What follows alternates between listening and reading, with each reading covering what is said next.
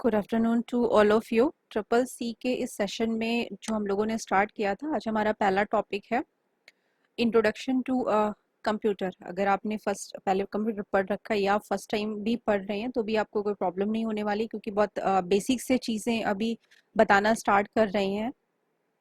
आज का हमारा जो टॉपिक होगा वो आपका क्या होगा, what is computer, history of computer के बारे में हम लोग थोड़ा सा पढ़ेंगे, कैरेक्टरिस्टिक्स आपके क्या होते हैं कंप्यूटर के, ये सारे टॉपिक है जो आज हम कवर करने वाले हैं। Basic applications of computer, component computer system के आपके क्या क्या हैं। देन सेंट्रल प्रोसेसिंग यूनिट आज हम लोग बहुत डिटेल में नहीं पढ़ेंगे, सीपीयू जिसको हम बोलते हैं, सिर्फ इंट्रोडक्शन आपको देंगे इस फर्स्ट टॉपिक का। कुछ चीज़ें हैं जिनके बारे में समझेंगे और फिर जो इम्पोर्टेंट टॉपिक है उसको हम लोग डिटेल में अलग से पढ़ेंगे, जिससे क्वेश्चन आपके बहुत ज़्यादा पूछे जाते हैं। Input devices, other output devices जिनके नाम आपके पूछे जाते हैं हमारे इनपुट और आउटपुट डिवाइसेस के, एंड कंप्यूटर मेमोरी। तो ये सारे हमारे टॉपिक हैं जिनको आज हम लोग क्या करने वाले हैं, कवर करने वाले हैं। तो सबसे पहला हमारा क्या है, व्हाट इज कंप्यूटर, यहीं से स्टार्ट करते हैं। A computer is a programmable device. अगर हम सिंपल सा बोलें तो हम कंप्यूटर को क्या बोलते हैं कि computer is an electronic device. आपकी क्या है, हमारी एक इलेक्ट्रॉनिक डिवाइस है जिसके पास कोई सेंस नहीं होता है, कोई आईक्यू लेवल आपका नहीं होता है। जो इंस्ट्रक्शन हम कंप्यूटर सिस्टम को देते हैं उसी इंस्ट्रक्शन के अकॉर्डिंग ही कंप्यूटर सिस्टम हमारा क्या करता है, काम करता है।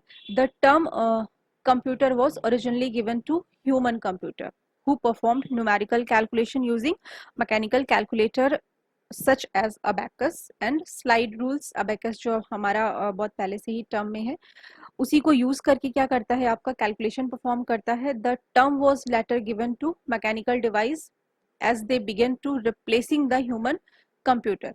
ह्यूमन कंप्यूटर का मतलब क्या है कि जो काम अभी तक ह्यूमन करते थे, जो कैलकुलेशन अभी तक आप करते थे, उन्हीं कैलकुलेशन को अब किसके थ्रू कराया जाता है, आपके कंप्यूटर सिस्टम के थ्रू कराया जाता है। Today's computer are electronic device that accept data input, process that data, produce output and store the result। अब ये चीज आपको यहाँ पे समझने वाली है। Today's computer are electronic device, हम कंप्यूटर को सिंपली क्या बोलते हैं कि कंप्यूटर हमारा क्या है, एक इलेक्ट्रॉनिक डिवाइस है। इलेक्ट्रॉनिक डिवाइस आपका क्या करता है, और 3 फेजेस में हमारा कंप्यूटर सिस्टम काम करता है, इनपुट, प्रोसेस एंड आउटपुट। जब तक आप कंप्यूटर सिस्टम को कोई इनपुट नहीं दोगे वो प्रोसेस नहीं करेगा, और अगर प्रोसेस नहीं करेगा तो आउटपुट आपका जनरेट नहीं होगा। ठीक है, आउट और ये तीन ही फेज आपके क्या है, हमारे कंप्यूटर सिस्टम के हैं, जिनके बेसिस पे आपका पूरा आप जो भी कुछ हम काम कर रहे हैं वो चीजें आपकी मैनेज की जाती हैं। इनपुट का मतलब है जो डेटा आप कंप्यूटर सिस्टम को दे रहे हो। सपोज आपको क्या करना है, 2 नंबर का एडिशन कराना है, तो हम क्या करेंगे, यहाँ से 2+4 ये जो आप एंटर करेंगे, जब तक आप एंटर नहीं करेंगे तब तक उसके ऊपर प्रोसेसिंग नहीं होगी। तो यहाँ से हम जो चीजें कीबोर्ड के थ्रू कंप्यूटर सिस्टम को दे रहे हैं वो क्या कहलाता है, आपका इनपुट कहलाता है। अब आपने 2+4 दे दिया, कंप्यूटर सिस्टम को क्या करना है, उसके ऊपर प्रोसेसिंग करनी है। प्रोसेसिंग मतलब उसको कैलकुलेट करना है। वो जो कैलकुलेशन आपका परफॉर्म होगा वही हमारी क्या होगी, प्रोसेसिंग होगी। जब इसकी प्रोसेसिंग हो जाएगी तो कंप्यूटर सिस्टम क्या करेगा, हमें आउटपुट बताएगा। 2+4 दैट मीन्स कि उसको क्या डिस्प्ले करना है, 4। तो वो जो 4 हमको दिख रहा है वो हमारा क्या होगा, आउटपुट होगा। एंड स्टोरेज, जो भी काम आप कर रहे हैं अगर उसी टाइम हमने किया और फिर वो चला गया तब तो उसका कोई मतलब नहीं रहा, हमें फ्यूचर यूज के लिए भी उसको रखना है। तो कंप्यूटर सिस्टम आपका क्या करता है, डेटा को स्टोर करके रखता है। जब कभी भी आप कोई भी फाइल या कोई भी काम करते तो एक ऑप्शन आता है सेव करने का। जो भी इंफॉर्मेशन हम कंप्यूटर सिस्टम में सेव कर रहे हैं वो आपकी क्या है, स्टोरेज यूनिट में जाके हमारी स्टोर हो जा रही है। तो ये आपके क्या है, हमारे 3 फेजेस है कंप्यूटर सिस्टम के, जिनको हम क्या बोलते हैं, input, process and output. Next आपका क्या है, हमारा हिस्ट्री ऑफ कंप्यूटर। अच्छा, अगर हम कंप्यूटर के हिस्ट्री की बात करें तो इसको हम जनरेशन्स में भी डिवाइड करते हैं, और आपके क्वेश्चन पेपर में जनरेशन के अकॉर्डिंग भी पूछा जाता है। लाइक कि फर्स्ट जनरेशन में हमारा क्या यूज किया जाता था, सेकंड जनरेशन में आपकी कौन सी टेक्नोलॉजी यूज की जाएगी, वो इस फॉर्मेट में आपसे पूछते हैं। अभी हम फिलहाल यहाँ पे हिस्ट्री ऑफ कंप्यूटर में कुछ चीजें डिस्कस करेंगे, और ये जो आपका जनरेशन ऑफ कंप्यूटर है ये टॉपिक आपका कंप्यूटर जनरेशन में कवर करेंगे। The first digital computer and was most people think of as a computer was called ENIAC. It was built during the World War II 1943। आपका second world war के time ही हमारा क्या किया गया था, ये डेवलप किया गया था। यूएस की एक आर्मी थी जिन्होंने क्या किया था, इसको डेवलप किया था। जिस ऑर्गेनाइजेशन का नाम हमारा एनिक दिया हुआ है, उसी ने क्या किया था, फर्स्ट टाइम पे कंप्यूटर सिस्टम की एक जो यूज करना होता है, या फर्स्ट टाइम पे कंप्यूटर सिस्टम को इन्होंने ही क्या किया था, यूज किया था। Earlier computer like ENIAC used vacuum tube. First time पे हमारा जो कंप्यूटर सिस्टम यूज किया जाता था, वो वैक्यूम ट्यूब्स को यूज करते थे डेटा की प्रोसेसिंग कराने के लिए। वैक्यूम ट्यूब आपकी जो खाली कांच की ट्यूब होती है, डेटा को प्रोसेस कराने के लिए उसी कांच की वैक्यूम ट्यूब का यूज किया जाता था। नीचे से हीट जनरेट करके वो डेटा को क्या करते थे, प्रोसेस करते थे। उसके बहुत सारे ड्रॉबैक्स भी थे कि अगर हीट बहुत ज्यादा हो गई है तो ट्यूब आपकी हमारी क्या होती थी, बहुत ज्यादा हीट होके टूट भी जाती थी, तो फिर से डेटा को पूरा प्रोसेस करना पड़ता था। कोई ऐसी डिवाइस नहीं थी, तो मैनुअली डेटा को हम क्या करते थे, प्रोसेस कराते थे। ये सब हम फर्स्ट जनरेशन की बात कर रहे हैं, जब भी हम वैक्यूम ट्यूब्स को यूज करते थे। And were large large sometimes room size. आपके जो कंप्यूटर सिस्टम हमारे हुआ करते थे, वो आज की तरह बहुत छोटे नहीं होते थे, एक रूम कितने बड़े हुआ करते थे। And only found in business universities और गवर्नमेंट। अभी के टाइम पे हम क्या करते हैं, हर एक के घर में आपके लैपटॉप मिलेगा, पीसी मिलेगा। बट जब भी हम वैक्यूम ट्यूब को यूज करते थे, तो उस टाइम पे कंप्यूटर सिस्टम का आपको जो साइज हुआ करता था, वो बहुत ही बड़ा होता था। और इसी वजह और इनको यूज करने के लिए जिन लैंग्वेज का यूज करते थे, वो लैंग्वेज हमारी क्या थी, बाइनरी लैंग्वेज या मशीन लैंग्वेज उनको हम बोलते थे। तो हर एक को वो लैंग्वेज भी नहीं आती थी। आज तो मार्केट में आपकी बहुत सारी लैंग्वेजेस अवेलेबल है, जिनको हम हाई लेवल लैंग्वेज बोलते हैं। ये टर्म भी आपका पूछा जाता है, लो लेवल लैंग्वेज या हाई लेवल लैंग्वेज में कौन कौन सी लैंग्वेजेस आती हैं। तो लो लेवल लैंग्वेज आपकी फर्स्ट जनरेशन में यूज की जाती थी, जब भी हम वैक्यूम ट्यूब का यूज करते थे। और लो लेवल लैंग्वेज में हमारी बाइनरी लैंग्वेज ही आती है, जिसको हम 0101 बोलते हैं। तो सभी लोग उस लैंग्वेज को ना ही पढ़ सकते थे, ना ही समझ सकते थे। तो ये भी एक रीजन था कि हमारे फर्स्ट जनरेशन में कंप्यूटर सिस्टम का यूज बहुत ज्यादा नहीं हुआ करता था। Later computers begin utilize transistor. आपके वैक्यूम ट्यूब के बाद हमारा सेकेंड जनरेशन में ही क्या यूज होने लगे थे, आपके ट्रांजिस्टर्स का यूज होने लगा था। और फिर धीरे धीरे हमारे क्या हो गए, चिप्स आ गई, छोटी छोटी चिप्स आ गई, माइक्रो चिप हो गई, मिनी चिप हो गई। तो जैसे जैसे आपकी ये इन्वेंशन होता गया, कंप्यूटर सिस्टम का साइज आपका क्या हुआ, हमारा छोटा होता गया। अब हम जहाँ पे वैक्यूम ट्यूब और बड़े बड़े ट्रांजिस्टर का यूज करते थे, उसकी जगह पे अब हम छोटे छोटे चिप्स का यूज करने लगे थे। तो ऑटोमेटिकली आपका क्या हुआ, कंप्यूटर का साइज हमारा छोटा होता गया। एनिक का आपका फुल फॉर्म क्या होता है, electronic numerical integrator and computer. Is is considered to be the first operational electronic digital computer. ये हमारा क्या था, फर्स्ट इलेक्ट्रॉनिक डिजिटल कंप्यूटर था in the United State, developed by the army ordnance to compute world war second ballistic. आपका जो अभी मैंने ऊपर आपको बताया कि वर्ल्ड वॉर सेकेंड के टाइम पे ही हमको जरूरत पड़ी थी, और फर्स्ट टाइम पे यूनाइटेड स्टेट ने ही क्या किया था, कैलकुलेशन करने के लिए आपके निक का यूज किया था। तो ये एक छोटी सी हिस्ट्री क्या है, हमारे कंप्यूटर सिस्टम की है। आज आप लोगों के पास जो कंप्यूटर सिस्टम यूज हो रहा है, वो उस टाइम पे ऐसा नहीं था जैसा आज आपको दिखता है। टाइम के अकॉर्डिंग इसमें डे बाय डे हमारी डेली आज भी चेंजेस हो रहे हैं, और पहले भी होते रहे हैं। नेक्स्ट आपका क्या है, what components make up a desktop computer. अच्छा, बेसिक कंपोनेंट हमारे क्या होते हैं कंप्यूटर सिस्टम के, वो देख लेते हैं। डेस्कटॉप कंप्यूटर है सम और all of the below component. आपके कंप्यूटर सिस्टम में ये सारे कंपोनेंट भी हो सकते हैं, या फिर ये ऑप्शनल भी हो सकते हैं। कुछ इंपॉर्टेंट कंपोनेंट है जिनकी जरूरत होती है, वो अभी आपको बताएंगे। Hardware and peripherals. अच्छा, पैराफिलर डिवाइसेस अगर आपसे पूछी जाती है ना, तो पैराफिलर डिवाइसेस हमारी हार्डवेयर डिवाइसेस ही होती हैं। जिन डिवाइसेस को आप टच कर सकते हो, फील कर सकते हो ना, वो सारी डिवाइसेस हमारी पैराफिलर डिवाइसेस में ही आती हैं।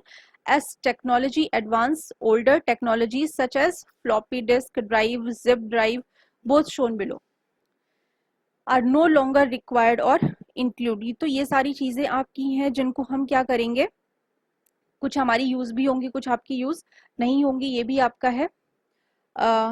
इम्पोर्टेंट आपके कौन कौन से हैं, what parts are needed for a computer to work. आपके किसी भी कंप्यूटर सिस्टम में इम्पोर्टेंट पार्ट आपके कौन से हैं जो हमारे रिक्वायर्ड होते हैं यूज करने के लिए।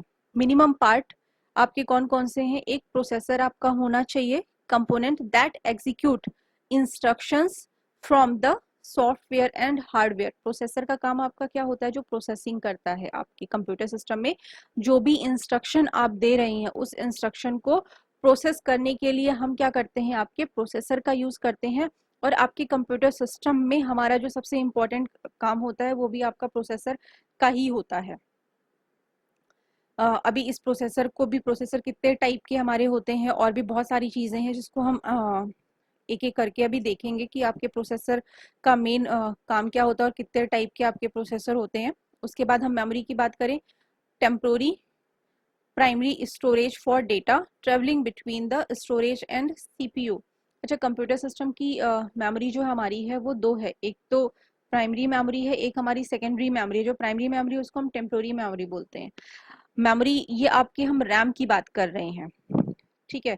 जो कंप्यूटर सिस्टम में जो भी काम आप कर रहे हैं उसको स्टोर करने के लिए हम क्या करते हैं, आपके मेमोरी का यूज करते हैं। तो ये कुछ इंपॉर्टेंट चीजें हैं जो इनिशियल लेवल पे कंप्यूटर सिस्टम में होनी चाहिए। आपका मदरबोर्ड हमारा हो गया, स्टोरेज डिवाइस हो गई, हार्ड ड्राइव हो गई, सेकेंडरी स्टोरेज। सेकेंडरी स्टोरेज का मतलब है हमारा हार्ड ड्राइव, ठीक है। यहाँ पे हम किसी और चीज की बात नहीं कर रहे हैं, सिर्फ हार्ड ड्राइव की बात कर रहे हैं।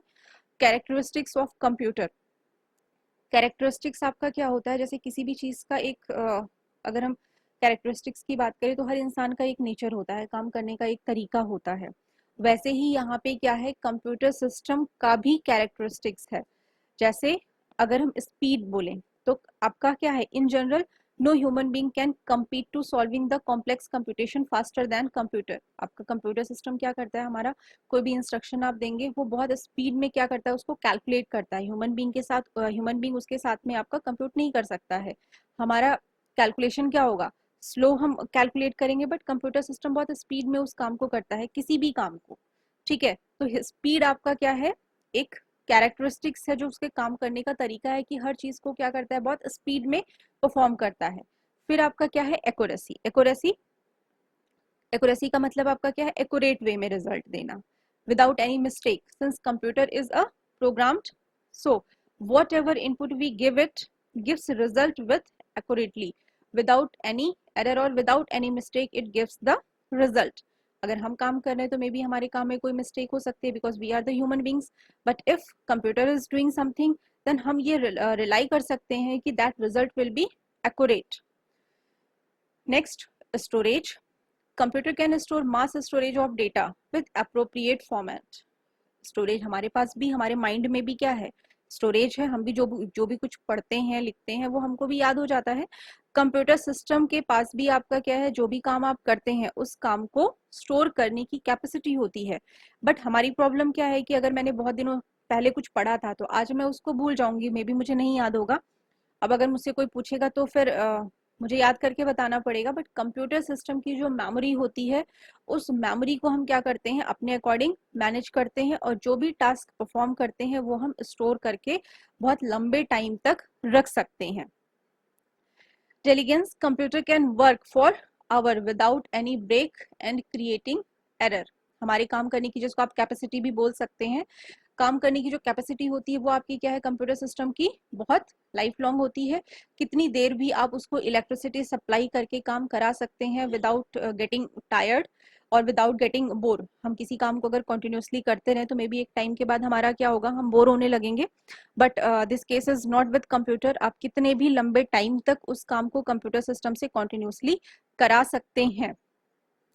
Versatility, we can use computer to perform the completely different type of work at the same time। एक ही टाइम पे वो अलग अलग टास्क आपका परफॉर्म करता है। मींस आप जिस टाइम पे टाइप कर रहे हो वर्ड में, उसी टाइप पे आप गाने भी सुन सकते हैं, चैटिंग भी कर सकते हैं, प्लस एक्सेल पे आप कोई वर्कशीट भी बना सकते हैं। दैट मीन्स कि सेम टाइम पे डिफरेंट डिफरेंट टास्क आप परफॉर्म करा सकते हैं। ये आपकी क्या है, हमारी कैरेक्टरिस्टिक्स है आपके कंप्यूटर सिस्टम का। Power of remembering, it can remember data for us.